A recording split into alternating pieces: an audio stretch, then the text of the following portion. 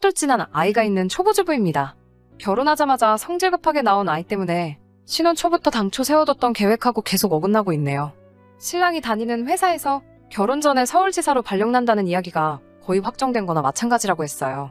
그래서 없는 돈 끌어모아 신혼집은 서울에 구해놨는데 무슨 일인지 아직도 강간무소식이라 단 하루도 제 집에서 지내본 적이 없네요.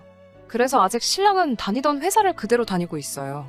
요즘 같은 시국에 서울에 새 직장 잡기도 힘들 것 같아서 그건 포기했어요. 지금은 20평짜리 방 2개 딸린 집에서 월세 내면서 살고 있습니다. 신랑한테는 언제쯤 발령나는 게 확정이 나는 거냐고, 기약이 없는 거면 차라리 서울에 구해놓은 신혼집을 전세로 돌리고 여기에 전셋집으로 하나 구하자고 했지만 신랑은 곧 서울로 가게 될 거라면서 그럴 필요 없다고 하는데 기약 없이 매달 월세로 버리는 돈이 아주 아까워 죽겠네요. 저도 결혼 전에는 회사를 다니고 있었는데 우리 아이가 태어나면서 남편과는 아이가 5살 정도가 될 때까지는 제가 전업주부를 하면서 아이 케어를 하기로 합의를 본 상태였거든요. 제가 하는 일이 월급은 많은 편은 아니지만 수요가 많은 편이라 일할 곳 구하는 건 문제가 없었어요. 그래서 아이가 어느 정도 크고 어린이집 다닐 정도가 되면 저도 복직을 계획하고 있었어요. 쥐꼬리만한 월급이기는 하지만 남편보다는 제가 벌이가 약간 더 좋았어요. 하지만 아빠 손에 크는 것보다 제가 직접 키우는 게 좋겠다 싶었고 남편도 서울지사로 발령이 나면 월급이 조금 오를 테고 저는 직장을 구하기도 상대적으로 쉬운 편이니 그렇게 하기로 했습니다. 지금도 직장을 구하려면 구할 수 있지만 시가나 친정이 지금 사는 곳에서 거리가 있는 편이라서 아이 돌봐줄 사람도 없고 사람을 쓰자니 배보다 배꼽이 더 클 것 같아서 내린 결정입니다. 지금 사는 곳 근처에는 신우네가 살고 있어요.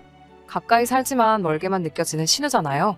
아무리 남편의 여동생이라고 한들 저와는 사실 평생남이나 다름없었으니 그냥 대면대면한 사이였어요. 신우네랑은 사이가 좋지도 나쁘지도 않다는 말이죠. 원수지고 지내는 사이는 아니고 신우도 결혼을 한 상태라 두 부부가 한 달에 한두 번 정도는 같이 만나서 식사 정도는 하고 근황 이야기 정도는 주고받는 그런 사이입니다. 신우는 당시 출산을 4개월 앞두고 있었고 직장을 계속 다니며 돈을 벌고 있었어요. 그날도 넷이서 같이 만나 저녁 식사를 하는 날이었는데 대화를 나누다가 신우의 산후조리에 관해서 대화를 나누기 시작했습니다. 제가 결정하기는 했지만 저는 아직 직장을 포기하고 전업주부가 된 사실에 미련이 조금 남아있었거든요. 지금 살아온 인생의 반을 넘게 공부해서 들어간 회사인데 사실 5년 뒤에 복직이 생각처럼 쉬울까 하는 걱정도 있고 결국 이렇게 전업주부의 삶을 살게 되는가 싶어서 그 누구에게도 내색은 안 했지만 속이 조금 상했거든요. 신우도 저와 같은 입장일 테니 그냥 어떻게 생각하고 있는지 앞으로의 계획은 어떠한지 정말 걱정해주는 마음으로 물어본 말이었어요. 산후조리원 다닐 거고 3개월 육아휴직을 내겠다고 하더라고요. 그 말에 제가 대번에 아이는 어쩌고 복직할 생각을 하냐고 물어봤지요. 지방 중소도시에 있는 코딱지만한 회사 다니면서 신우는 회사에 대한 자부심이 대단한 건지 자기애가 강한 건지 그 회사는 자기가 없으면 돌아가지 않는다고 말하면서 육아휴직이 끝나면 바로 복직을 해야 한다고 하더라고요. 그래서 애는 어쩌고 복직이냐고 물어봤더니 마치 그 말이 제 입에서 나오기를 기다렸다는 듯이 저에게 대답하더군요. 언니, 그래서 말인데 어차피 애 보는 김에 우리 애도 봐줄 수 있어요? 라고요.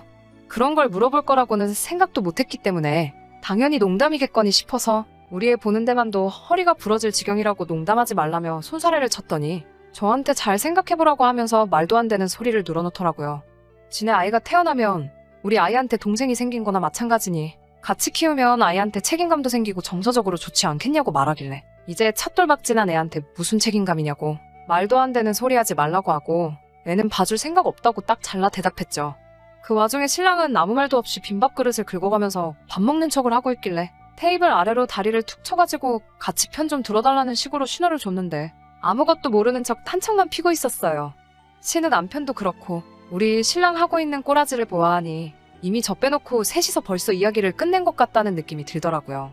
꿀먹은 벙어리 마냥 아무 말도 못하는 우리 신랑과는 다르게 신우 남편이 난데없이 신우 편을 들면서 3개월이면 100일도 안 지난 아이인데 어떻게 어린이집에 맡길 수 있겠어요? 하면서 거들더군요. 그래서 제가 서방님, 저는 어떻게 믿고 100일도 안 지난 아이를 맡기세요? 라고 되물었더니 저는 가족이라서 괜찮다고 하더라고요. 그러면서 기분 좋으라는 식으로 입에 발린 칭찬을 하면서 저를 회유하기 시작했어요. 언니라면 믿고 맡길 수 있다. 언니같이 배운 여자가 아이를 돌봐주면 아이 정서에도 좋을 것 같다. 뭐 이런 식으로 설득하듯이 자꾸 강요를 하길래 돈 줄 것도 아니면서 자꾸 무리한 부탁을 하냐고 한마디 했습니다. 예상한 대로 제 말에는 두 사람이 동시에 가족끼리 무슨 돈이냐며 펄쩍 뛰더라고요. 그래서 애는 공짜로 키우냐고 분유며 기저귀며 돈 들어갈 게 투성인데 무슨 부탁을 그런 식으로 하느냐고 한마디 했습니다. 그 말에 잠깐 둘이서 아무 말도 없다가 신우가 그러면 양육수당 한 달에 20만 원 들어온다며 그거 전부 드리면 되겠네요 하면서 잘됐다고 결론 났다는 식으로 기뻐하더라고요. 제 의사는 생각하지도 않고 계속해서 아나무인으로 나오는 모습에 저도 점점 화가 나기 시작하더라고요. 제가 돈 20만 원이 아쉬워서 돈 이야기를 꺼낸 것 같냐고. 아무리 가족끼리라지만 아무런 대가 없이 신은혜도 그렇게 부탁하는 거 아니냐고 딱 잘라 말했습니다. 돈 달래서 돈도 드리는데 왜 싫은 거냐고 하면서 어린이집에 아이 맡겼다가 잘못되면 어떡할 거냐면서 혹시나 잘못되면 저보고 책임질 거냐고 뭐라뭐라 하더라고요. 창과 방패도 아니고 이대로 가다간 하루가 지나도 대화가 끝날 것 같지 않아서 이건 나중에 다시 이야기하자고 하고 자리를 정리하고 집으로 돌아왔어요. 집에 도착했는데도 화가 풀리지 않더라고요. 그 와중에 몹시 심기가 불편해 보이는 제 눈치만 살살 보고 있는 신랑이 눈에 거슬려서 불러세워 물어봤어요. 나 모르게 벌써 너네들끼리 얘기 끝내놓은 거지? 하고 신랑을 슬쩍 떠봤지요. 우물쭈물하면서 말을 잇지 못하는 신랑의 모습을 보니 그날 오고 간 대화가 제 생각대로 셋이서 벌써 북치고 장구치고 다 해놓은 것 같더라고요. 그걸 왜 네 맘대로 정하냐고 따따따 잔소리를 하고 있으니 신랑이 듣기만 하다가 저한테 짜증을 확 내더군요. 어차피 제가 집에서 애 보는 것 말고 하는 일도 없다는 식으로 짜증을 내더니 딴 사람도 아니고 자기 여동생이라고. 이참에 제가 애를 봐주면 저랑 신은혜랑도 사이가 돈독해질 거고 거기에 더불어 돈까지 준다는데 못할 게 뭐가 있냐며 그 자리에서 그렇게 단호하게 나오면 외제랑지 여동생 앞에서 자기 체면은 뭐가 되냐고 하면서요.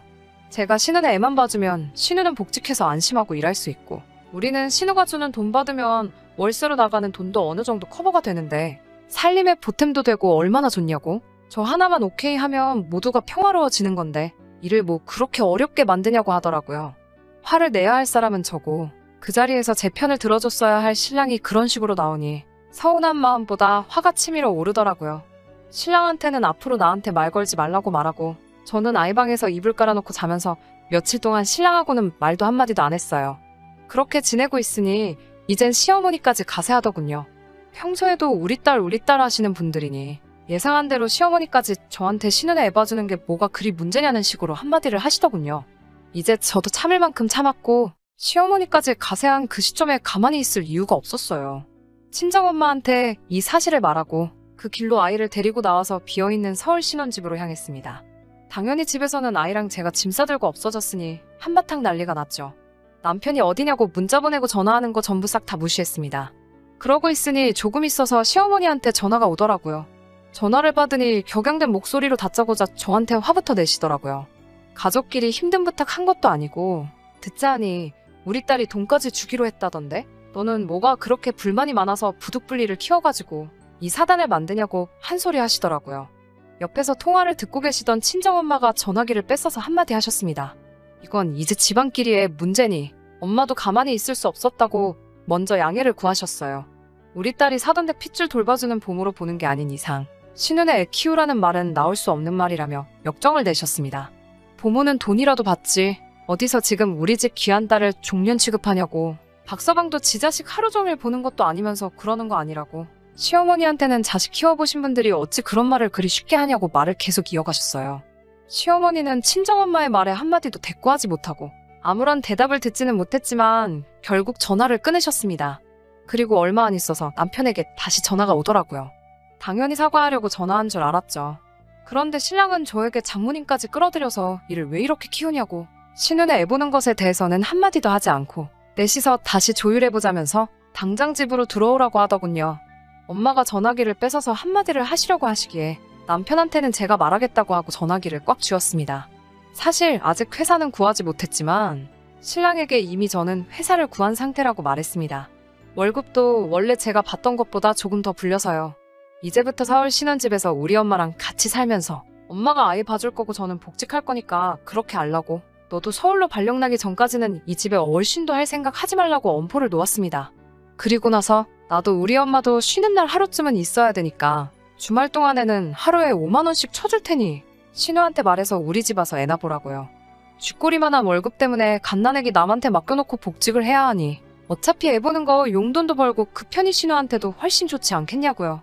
전화기나 뭐 신랑은 저에게 화를 내고 싶은 듯 보였지만 친정엄마가 옆에 떡하니 계시니 하고 싶은 말도 하지 못하고 씩씩대고만 있는데 그 꼴을 보니 속이 후련하더라고요.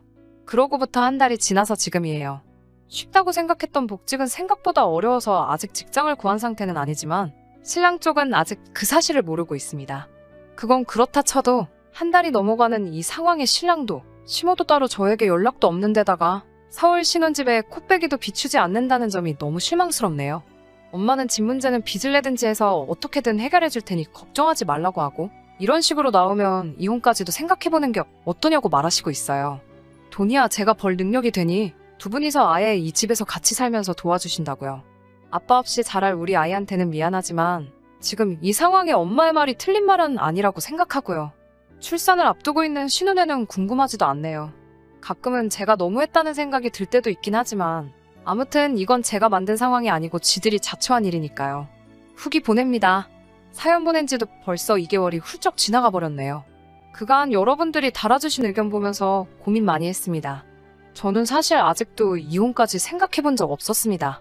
댓글 남겨주신 여러분들께서는 사정 봐줄 게 뭐 있냐고 그냥 이혼하라는 의견이 지배적이었지만 사실 아빠 없이 자랄 아이한테 제가 순간에 화를 이기지 못해 평생 지우지 못할 상처를 주는 게 아닐까 하는 생각이 들었거든요. 현재 저는 새 직장을 구해서 다니고 있습니다. 남편한테 공헌한 만큼 돈을 더 주는 회사는 아니지만 그래도 남편이 지금 벌고 있는 돈보다는 꽤 많은 돈 받으며 일하고 있어요. 제가 자리 잡으면 남편이 반성을 해서라도 신혼집으로 기어 들어올 줄 알았지만 그렇지 않았습니다. 결국 이혼하기로 결심했습니다. 신혼집에 와 있는 3달 동안 남편은 정말 저한테 전화 한 통 없었고 이 집에 코빼기도 비치지 않았습니다.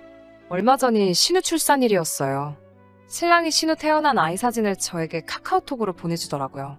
사진만 딸랑 보내놓고 가타부터 아무런 말도 없었어요. 무슨 뜻으로 보낸 건지 뭘 의미하는 건지도 모르겠고 그냥 화만 잔뜩 나더라고요. 3개월 만에 짐 싸서 나간 와이프한테 한다는 연락이 싸움의 불씨나 마찬가지였던 그 아기의 사진을 보내주는 꼴이라니. 친정엄마도 더 이상 기다릴 게 뭐 있냐고 하시더군요. 결혼 당시에도 제가 모아놓은 돈이 더 많아서 신혼집 자체도 남편보다 제가 모아놓은 돈이 더 많이 들어갔습니다. 이혼을 준비하는 과정에서 조금 문제가 생기긴 했어요. 서울 집값이 그 사이에 정말 엄청나게 많이 올라버려서 남편의 목만큼 갈라주는데도 허리가 휘어버리게 생겼더라고요. 남편도 그 사실을 알고 제가 이혼 통보를 하지 않을 거라 생각을 했는가 봅니다. 의기양양하게 돈 아까워서 이혼을 못하겠냐며 으스대는 남편을 보니 우라가 치밀어 올랐어요. 이 사실을 어머니께 말씀드렸더니 정말로 고향집을 정리해가지고 오셔서는 그 돈을 저한테 주시더군요. 저 하나 때문에 평생 살아오신 고향집 정리하고 그 돈을 저한테 주시는데 정말 눈물이 다 나왔습니다. 고향으로 내려가서 시어머니 보는 앞에서 이혼 서류 앞에다 던져줬고 제 마음 돌릴 생각 없으니 도장 찍으라고 했습니다. 신우애가 그렇게 이쁘면 너가 키우라고 나는 우리 부모님하고 내 아이 키우면서 행복하게 살 거라고 하니 시어머니 얼굴이 새하얗게 질려 혼비백산 하시더군요. 아이의 경우는 제 직장이 더 탄탄하고 교육 인프라가 더 잘 되어 있으니 변호사님 말로는 양육권은 저에게 있을 거라 하시더군요. 그 사실을 아시고는 얼마 전까지 저보고 하나 키우는 거 같이 키우면 어디가 덧나냐고 하시던 시어머니도 장손 뺏긴다는 생각에 제 눈치를 보면서 남편한테 빨리 사과하라고 난리도 아니었어요.